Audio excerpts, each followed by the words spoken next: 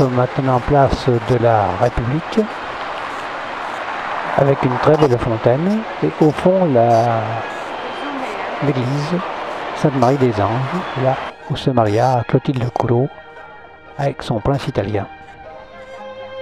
Très belle chapelle, une des plus anciennes. Reine se recueille et allume une bougie à Saint-Rita. Nous en avons à Tivoli, à 30 km environ de Rome, pour visiter la Villa d'Este.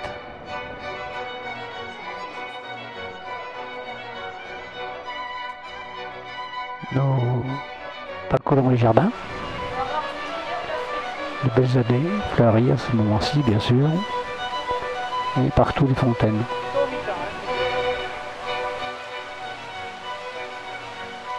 La fontaine du Dragon.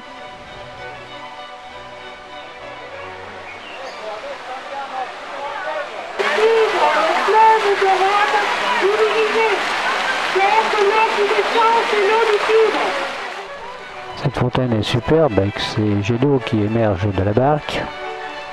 Magnifique. Et ici, c'est l'allée aux 100 fontaines qui nous offre une perspective étonnante.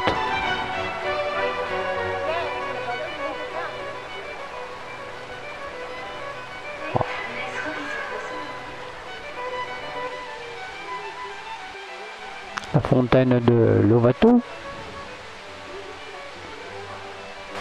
sur un deuxième plan plus rapproché, et la fontaine des Orgues vue par le dessus, avec une perspective dans les jardins. Au bout, la basilique des Orgues et de très beaux iris.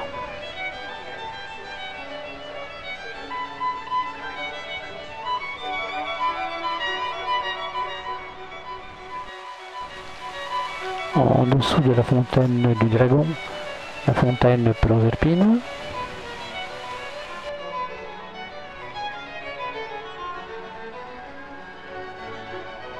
Et un bel édifice, colonne torsadée, avec un fronton superbe.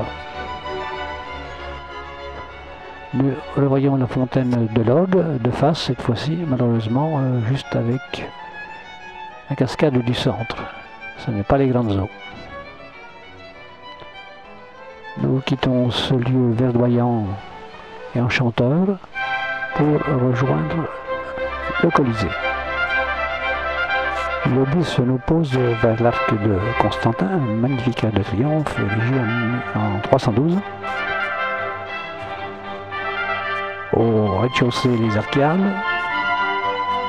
Deuxième étage, troisième étage, et même un quatrième qui a disparu en partie. Pillé par les hommes et détruit par des tremblements de terre consécutifs, il subsiste quand même quelque chose de grandiose. Nous passons sous les arcades, premier niveau. Tous ces trous viennent de la fixation des panneaux de marbre qui faisaient la décoration fastueuse de cet amphithéâtre. Amphithéâtre, c'est-à-dire théâtre deux fois. Le théâtre était en demi-cercle. Ici, vous avez un cercle complet.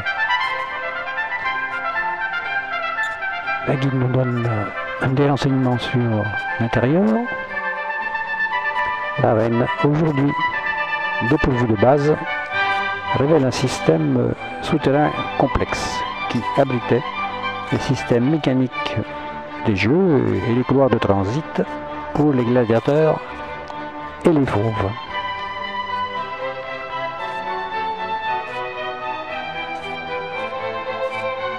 Chaque étage était réservé à une catégorie sociale. Le premier à l'empereur et au vestal, et ainsi de suite jusqu'au dernier étage où prenaient place les gens du peuple et les femmes. C'est tout à fait maintenant une partie du quatrième qui subsiste. On voit le système souterrain Ici se tenait la loge de l'empereur, là où est la croix, et les vestales.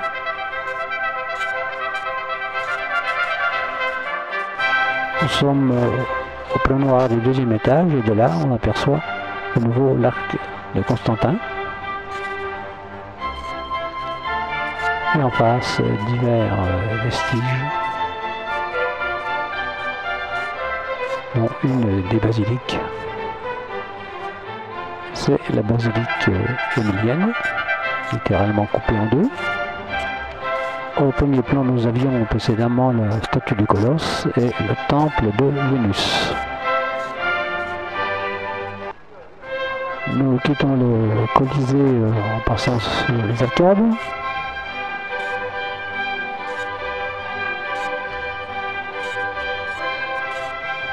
Et nous empruntons de la voie sacrée pavée. Et nous arrivons à l'arc de triomphe de Titus, où il reste encore de beaux bas-reliefs. Sur les pieds droits et la voûte.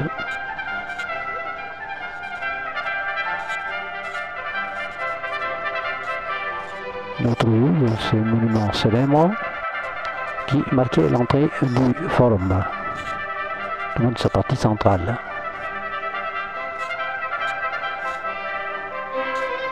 Là, c'était une piste de jeu, d'autres temples à l'horizon, une basilique construite beaucoup plus tard, et les marchés de Trajan.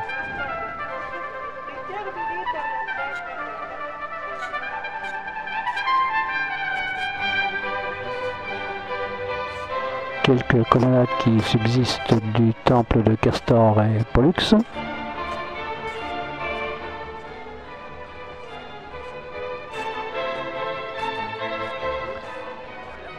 En arrière-plan, le temple de Faustine et d'Antonin.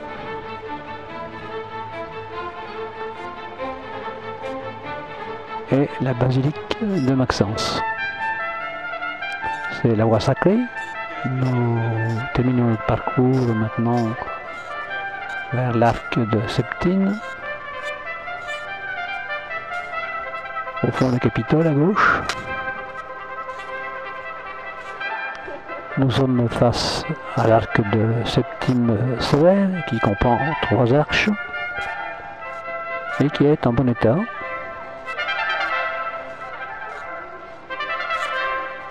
Et on retrouve au fond les colonnes de la curie que l'on voit ici, sous un autre angle.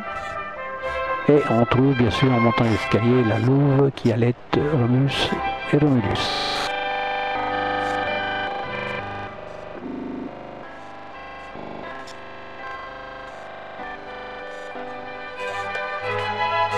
Devant le Panthéon. C'est certainement le monument romain le mieux conservé. Il a été aménagé à l'intérieur en basilique. Il est rond. Et bien sûr, remarquable.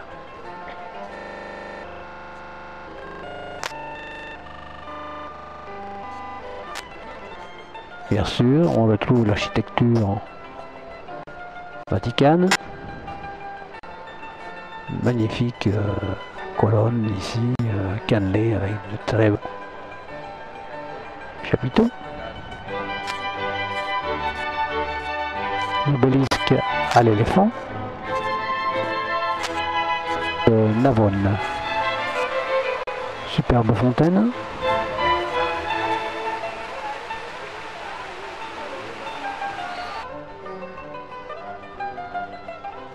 De Bellini. Et une autre fontaine nous arrive maintenant, c'est celle du ciel.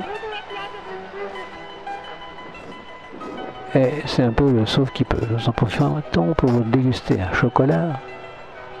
Je ne vous dis que ça. Ici, on retrouve quelques chefs d'État, dont le nôtre. Et maintenant, nous sommes à la fontaine de Trévis. Toujours sous une pluie battante.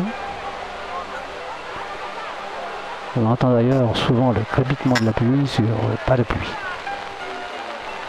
La fontaine de Trevi a été réalisée à la fin du XVIIe siècle selon le désir de Clément XII. Elle est composée au centre d'une statue d'océan sur un char traîné par 2 tritons.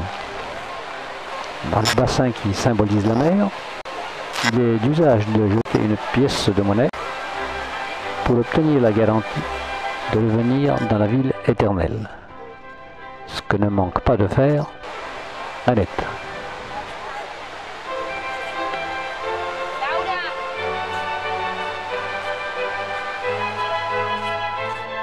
Voilà le jet de la pièce, mais avec le parapluie, c'est pas du facile. Bon, ben, les gens ne restent pas, il pleut vraiment beaucoup. Nous cherchons à récupérer nos compagnons de voyage et on jette un dernier coup d'œil sur l'ensemble de cette magnifique fontaine, très connue dans le monde entier. Là, les vues de poursuivre.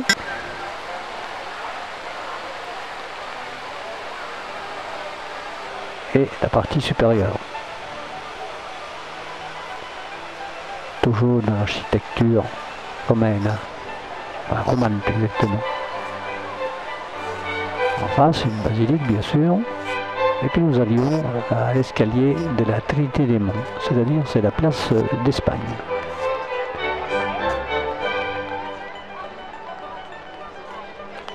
Bien sûr, toujours une pluie abondante.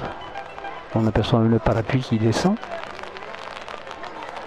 Alors je crois que nous sommes proches de l'abandon. Ces escaliers sont fleuris par l'ambassade de France. Et notre dernière place, la place del Popolo.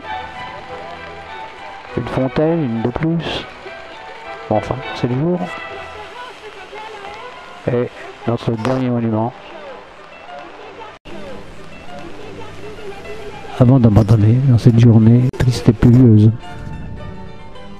Voilà, la visite de la Rome baroque se termine sous le pluie. Le lendemain, nous retrouvons un temps superbe et nous rentrons à Nice, puis avance dans notre beau pays d'Azur.